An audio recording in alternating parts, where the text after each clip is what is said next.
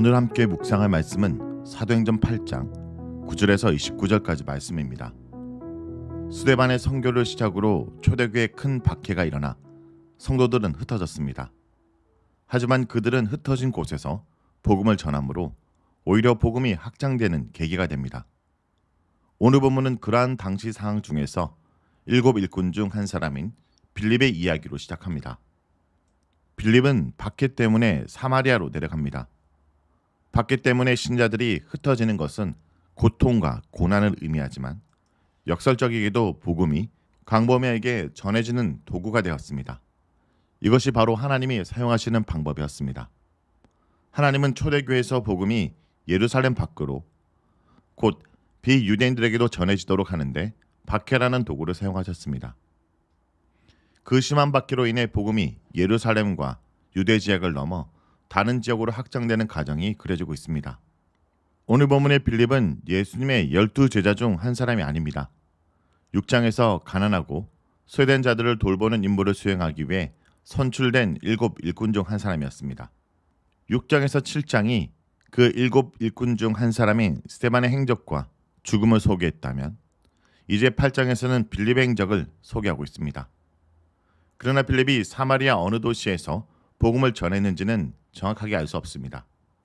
오늘 본문 9절은 사마리아인들이 예수님을 믿고 회심하는 이야기를 서술하기 전에 빌립이 복음을 전하기 전에 이곳에서 있었던 일들을 먼저 소개합니다. 이곳에는 시몬이라는 사람이 있었습니다. 그는 자칭 자기를 위대한 자라고 말하면서 마술을 통해 사람을 매혹시켰던 사람이었습니다. 그러자 낮은 사람부터 높은 사람까지 다 그를 총종하여 이 사람은 크다 일컫는 하나님의 능력이라고까지 말했습니다. 사람들이 그를 가리켜 이렇게 하나님의 능력이라고 말했는데 이것은 마술장이 시몬이 사마리아 사람들에 의해 얼마나 높임을 받는가 하는 것과 또한 그가 마술사로서 얼마나 신기한 이적들을 많이 행했는가를 보여줍니다. 그러나 그가 행한 능력들은 하나님의 능력이 아니었습니다. 그렇다고 단순히 사람들의 눈을 속이는 속임수 정도는 아니었던 것 같습니다. 그렇게도 많은 사람들이 그를 따르고 놀란 것으로 보아 그것은 사탄이 준 능력이었을 것입니다. 그것은 어둠의 능력들이었으며 사탄이 그를 통해 오래 역사했던 것입니다. 사마리아 사람들은 오랫동안 그 마술에 놀랐으므로 그들이 청종하였다라고 말합니다. 그들은 마술로 인해 기뻐하지 않았습니다.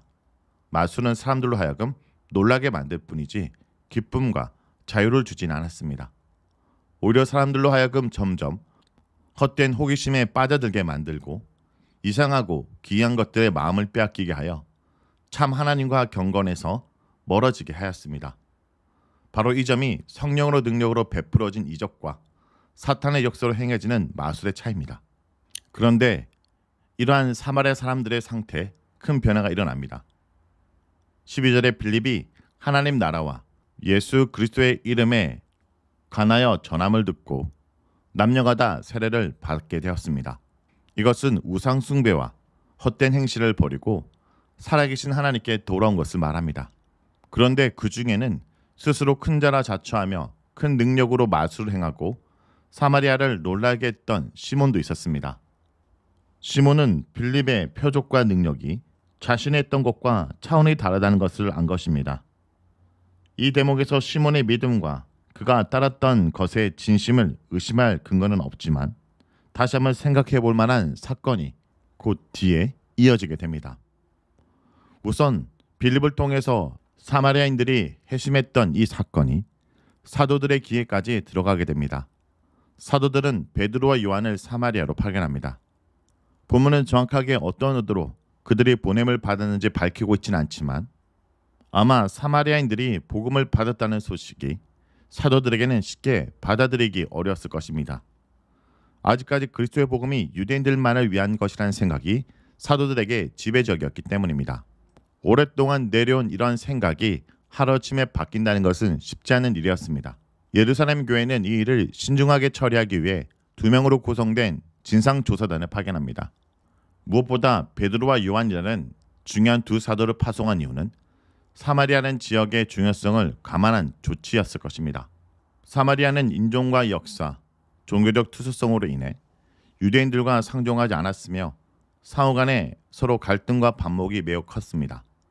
유대인들이 멸시하고 미워하는 사마리아가 하나님의 말씀을 받았다는 소식은 예루살렘의 성도들에게 매우 중요한 소식이 아닐 수 없었습니다.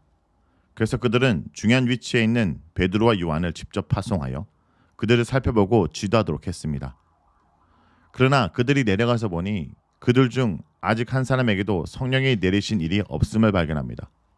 그래서 베드로와 요한은 먼저 그들을 위하여 성령 받기를 기도했습니다. 그리고 이에 두 사도가 저에게 안수하니 성령을 받는지라 라고 17절에 기록합니다. 여기서 사마리아인들이 그리스도를 영접하고 믿었지만 아직 성령을 받지 못했다는 언급은 주목할 필요가 있습니다. 왜냐하면 예루살렘 교회는 이런 일이 없었습니다. 오순절에 120명의 제자 모두 성령을 받은 그날 예수를 영접한 3,000명도 성령을 받았습니다. 예수를 영접한 것과 성령의 임재가 같이 임했습니다. 그러나 이 본문에서는 사마리아인들이 두 사도의 기도 후에 성령을 받게 되는 것을 볼 수 있습니다. 이것은 예수의 믿음과 성령의 임재가 따로 임한다는 것을 말하는 것은 아닙니다. 이것은 복음과 교회가 확장되는 가운데 하나님이 의도적으로 성령을 예루살렘 교회를 대표하는 두 사도들로부터 사마리아 성도들이 안수를 받고 성령을 받음으로써 성령의 공동체인 두 교회는 동등한 교제와 연합의 수준으로 나아갈 수 있음을 보여주는 것입니다. 사도들과 예루살렘 교회는 사마리아 교회를 무시하지 않고 이로 인해 존중하게 되었고 역으로 사마리아 교회도 사도들과 예루살렘 교회를 귀하게 여기게 되었습니다. 이 사건은 하나님이 사마리아 성도들도 유대인 성도들처럼 하나님의 동등한 백성으로 받아주었음을 보여주는 중요한 사건인 것입니다. 이렇게 복음이 확장되어 사마리아인들이 하나님 백성이 되는 긍정적 이야기를 서술하다가 이제 부정적인 사건 하나를 소개합니다. 앞에서 잠깐 등장했던 마주다 시몬은 두 사도가 안수하여 사람들에게 성령이 임하는 것을 목격했습니다. 이에 시몬은 돈을 주고 성령을 살 수 있다라고 생각하고 자신도 성령의 능력을 행할 수 있게 해달라고 요구합니다. 시몬은 단순히 자신도 성령 받기 원한 것이 아닙니다. 여기서 한 걸음 더 나아가 사람들에게도 성령을 줄 수 있는 강력한 능력을 갖길 원했습니다. 20절에 기록된 베드로의 대답은 거의 저주에 가까운 강력한 경고를 합니다. 돈으로 하나님의 선물을 사려고 하는 생각은 하나님과 성령을 심하게 오해한 결과입니다. 따라서 베드로는 그에게 회개를 촉구합니다. 그런데 5장의 아나니아의 경우와 다르게 시몬에게는 회개의 기회가 주어졌습니다. 시몬은 베드로의 경고를 듣고 베드로의 말이 자신에게 임하지 않게 해달라고 간청합니다. 이 본문이 강조하는 것은 교리적 차원에서 시몬이 중생을 경험했냐 하지 않았냐라는 것이 있지 않습니다. 그릇된 동기와 방법으로 성령의 능력을 소유하는 욕망이 얼마나 잘못된 것인지, 그리고 아무리 심각한 죄를 범죄한 자도 용서의 문이 항상 열려있다는 교훈에 본문의 초점은 있습니다. 성도 여러분, 오늘날에도 예수님의 이름으로 성령의 이름으로 능력을 행한다 하며 많은 사람을 미혹해 하는 자들이 있습니다. 오히려 성령을 언급하고 사람들을 조종하고 자신의 이름과 영광을 높이는 거짓 교사들이 있음을 기억해야 합니다. 성령의 역사는 내가 드러나고 높아지며 사람들이 내게 주목하는 것이 아니라 예루살렘 교회와 사마리아 교회가 하나 되고 일치된 것처럼 하나님의 교회가 온전히 세워가는 하나됨의 역사라는 것을 잊지 않아야 할 것입니다. 말씀을 놓고 기도하겠습니다. 주님, 오늘 말씀처럼 우리가 있는 곳에 복음을 전하고 복음으로 살 때 하나님의 나라가 세워지게 하여 주시옵소서. 오늘도 성령의 사람으로 살아감으로 말미암아 내가 드러나고 내가 높아지는 것이 아니라 주의 종으로서 서로를 섬기고 인정하며 하나 되는 공동체를 세워나가도록 우리를 사용하여 주시옵소서. 예수의 이름으로 기도합니다. 아멘.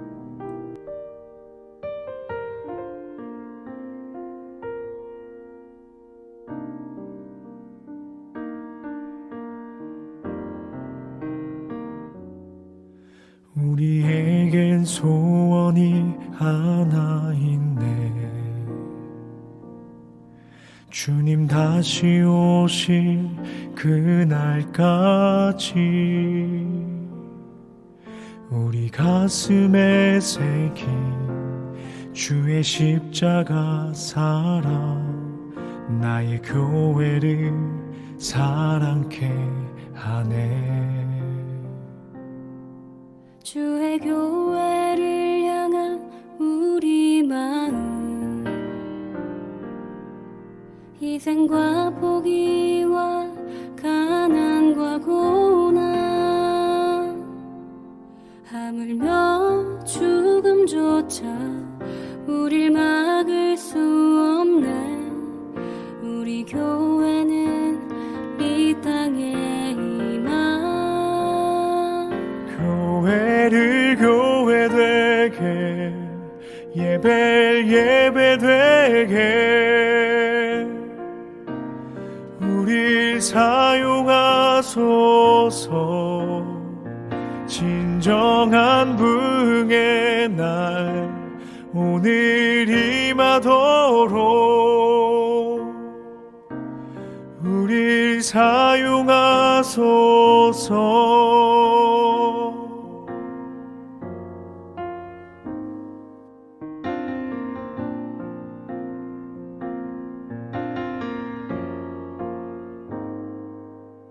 주의 교회를 향한 우리 마음, 희생과 포기와 가난과 고난, 하물며 죽음조차 우릴 막을 수 없네. 우리 교회는 이 땅에 임한 교회를 교회되게, 예배를 예배되게 우릴 사용하소서. 진정한 부흥의 날 오늘 임하도록 우릴 사용하소서.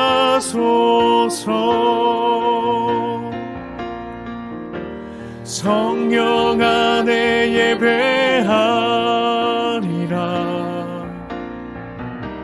자유의 마음으로 사랑으로 사역하리라.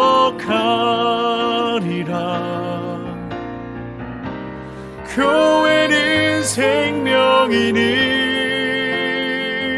교회를 교회되게, 예배 예배되게 우릴 사용하소서.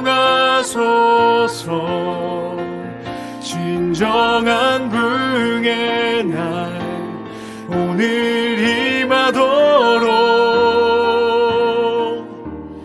우릴 사용하소서. 진정한 부흥의 날 오늘 임하도록 우릴 사용하소서.